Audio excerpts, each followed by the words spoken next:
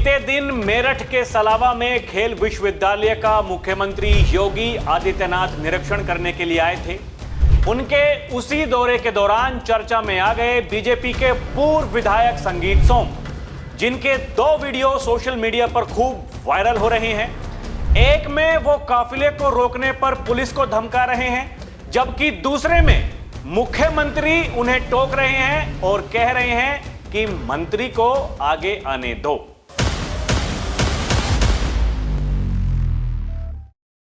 दर्शकों नमस्कार, DNP India में आपका स्वागत है। मैं हूं आपके साथ राहुल चौधरी।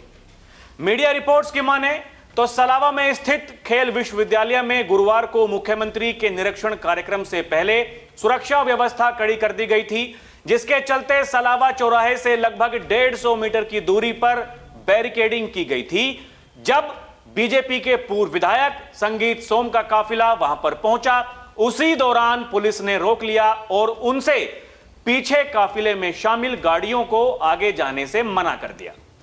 इस पर पूर्व विधायक संगीत सोम की पुलिस से कहासुनी हुई। इससे संबंधित एक वीडियो तेजी से वायरल हो रहा है, जिसमें वो सीओ को चेतावनी दे रहे हैं कि खुराक लिए बगैर मानोगे नहीं। सुरक्षा कर्मियों वाली गाड़ियों को रोक दिया गया, जिसके बाद पुलिस ने उन्हें जाने दिया, जबकि सुरक्षा कर्मी उनके पीछे पैदल चल पड़े। देखिए वीडियो में क्या कह रहे हैं संगीत सोम।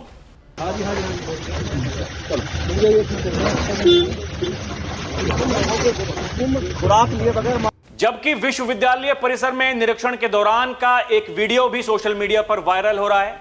इसमें मुख्यमंत्री योगी आदित्यनाथ के पास पूर्व विधायक संगीत सोम खड़े हैं। वीडियो में सुनाई दे रहा है कि मुख्यमंत्री संगीत सोम से कह रहे हैं कि पीछे हटो, मंत्री को आगे आने दो। इस पर जल शक्ति राज्य मंत्री दिनेश खटीक आगे आते हैं, वीडियो में आगे बढ़ेंगे, लेकिन पहले आप वो भी वीडियो देखिए।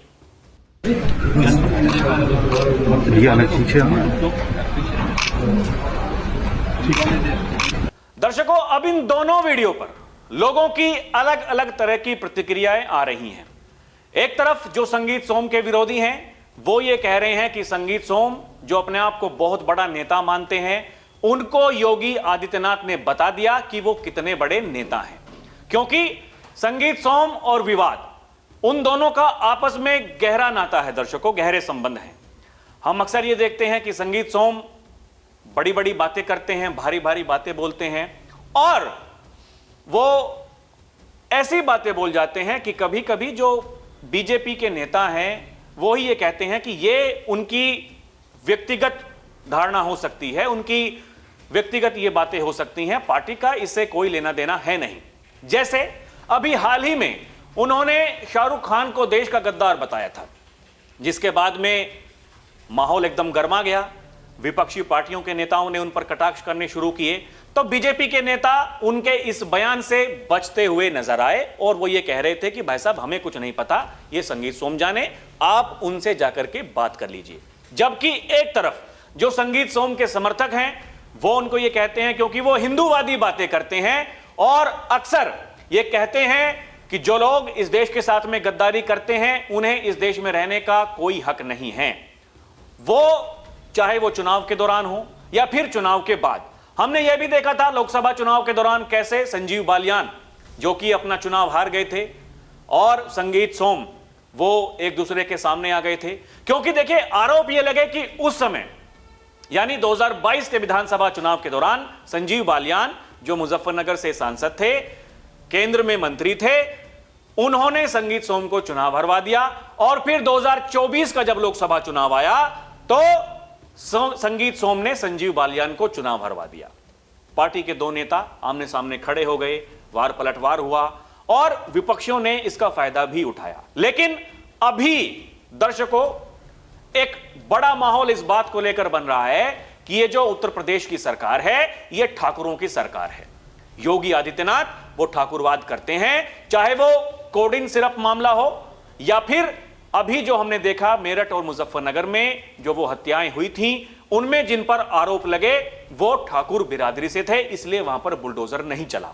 लेकिन वो केवल एक तरह की बातें की जाती हैं। दर्शकों, अगर आप उन तथ्यों पर जाएं और जाकर के पता करने की कोशिश करें तो आपको यह पता चलेगा कि कार्रवाई हुई है। जैसे दूसरे केसों में कार्रवाई होती है, ऐसे ही ठीक वहां भी कार्रवाई हुई है।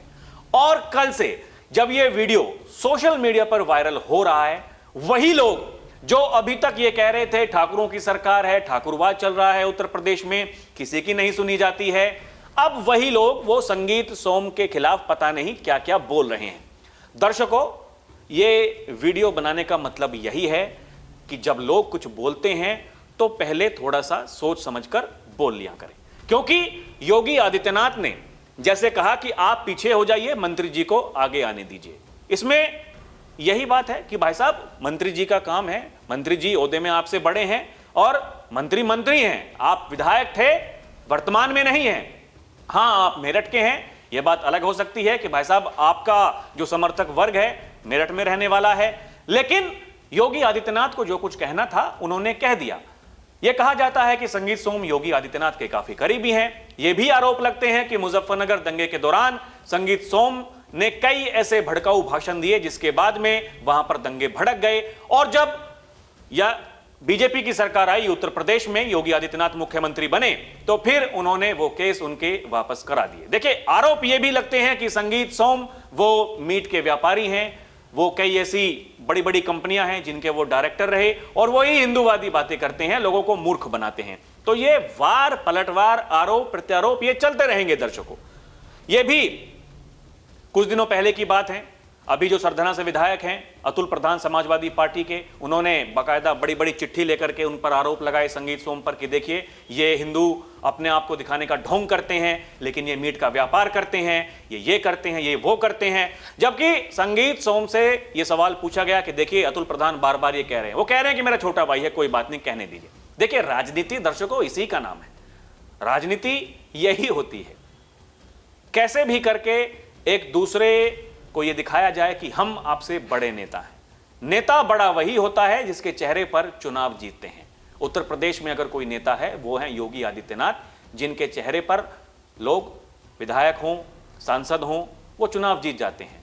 लेकिन समझने वाली बात यह है कि यहां उन लोगों के लिए भी एक बड़ा संदेश है जो लगातार माहौल बनाते हैं, ये कहते हैं उत्तर प्रदेश में तो किसकी सुनवाई नहीं हो रही। अभी देखें ना आप, माघ मेला को लेकर के क्या कुछ नहीं कहा जा रहा है, वहां योगी आदित्यनाथ और उनके प्रशासन को कटघरे में खड़ा कर दिया गया है। लोग ये आरोप लगा रहे हैं कि प्रशासन अपनी मनमानी कर रहा है। एक तथाकथित शंकराचार्य हैं जो वहां पर जाना चाहते थे स्नान करने के लिए, उनको जाने नहीं दिया गया। उसके बाद में उप मुख्यमंत्री केशव प्रसाद मौर्य वो खुद ही आग्रह करते हैं कि छोड़िए बातें, कोई बात नहीं, जो कुछ हुआ हुआ, हम कार्रवाई करेंगे, जो दोषी हैं उनके खिलाफ जांच कराई जाएगी, और आप जाइए स्वामी जी, शंकराचार्य जी, जाकर के स्नान कर लीजिए, विवाद को खत्म कीजिए। लेकिन शंकराचार्य जी हैं, फूफा बनकर के बैठे हैं, रूठे हुए हैं। वो कह रहे हैं कि जब तक योगी आदित्यनाथ मुझसे बात नहीं करेंगे मैं नहीं जाऊंगा। और योगी आदित्यनाथ ये कह रहे हैं दर्शकों, ये जो षड्यंत्र कर रहे हैं कुछ लोग, इस सनातन को बदनाम करने की जो साजिश कर रहे हैं, उनसे सावधान होने की जरूरत है। आपको समझने वाली बात यह है, राजनीति में कोई किसी का प्रिय हो सकता है, लेकिन अगर वो ऐसा कुछ काम कर रहा है जो सभ्य समाज का हिस्सा नहीं हो सकता है, अगर ये प्रतीत हो रहा है कि वो गलत है, तो उसको गलत ही कहा जाएगा। यही कर रहे हैं योगी आदित्यनाथ। आपको याद होगा दर्शकों, ये तो कल की बात है, इससे पहले जब कावड़ यात्रा चल रही थी, योगी आदित्यनाथ मेरठ आए थे, उन्होंने कावड़ियों पर पुष्प वर्षा की थी। उस दौरान भी संगीत सोम पुलिस वालों से बहस करते हुए दिखाई दिए थे। उन्होंने ये कहा था, एग्जैक्ट जो शब्द इस्तेमाल किए थे वो मुझे अब याद नहीं, लेकिन हां, बदतमीजी उन्होंने की थी और कहा था कि मैं अपनी गाड़ी लेकर के वहां जाऊंगा, मुझे कोई नहीं रोक सकता है। नियम सबके लिए होते हैं और उन नियमों का पालन करना चाहिए। आप उस पार्टी के सदस्य हैं जो इस समय सत्ता में है, इससे कोई फर्क नहीं पड़ता। आप कल को विपक्ष में हो सकते हैं, लंबे समय तक आप विपक्ष में रहे, आज सत्ता में हैं, तो वो सत्ता की जो चौधराहट होती है वो किसी के दिमाग में नहीं आनी चाहिए। यही दिखा रहे हैं योगी आदित्यनाथ जो प्रदेश के मुखिया हैं। तमाम आरोप लगते हैं दर्शकों कि बुलडोजर कार्रवाई ऐसे होती है, उसमें देखा जाता है कौन मुसलमान है कौन हिंदू है, केवल मुसलमानों पर बुलडोजर चलता है, उनके घरों पर बुलडोजर चलता है, लेकिन अब तो ये जो आरोप लगाने वाले व्यक्ति हैं, ये खुद योगी आदित्यनाथ को ये कह रहे हैं कि ये सनातन का विरोध कर रहे हैं।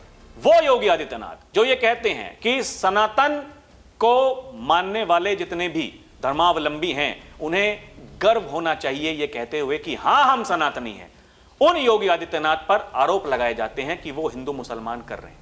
और अब उन पर यह आरोप लगाए जा रहे हैं कि ये मंदिर तोड़वा रहे हैं, जानबूझकर ऐसा कर रहे हैं। कोई उन्हें हुमायूं का बेटा कह दे रहा है, कोई औरंगजेब कह दे रहा है। तो दर्शकों, कहने के लिए कोई कुछ भी कह सकता है, लेकिन सबसे बड़ी बात यह है, नेता वही है जिसके नाम पर, जिसके चेहरे पर आप चुनाव जीतते हैं। बाकी आप तय करिएगा दर्शकों, आपको क्या लगता है। अभी के लिए इतना ही। आप देखते रहें डीएनपी इंडिया, हर खबर भरोसे के साथ। नमस्कार, जय हिंद।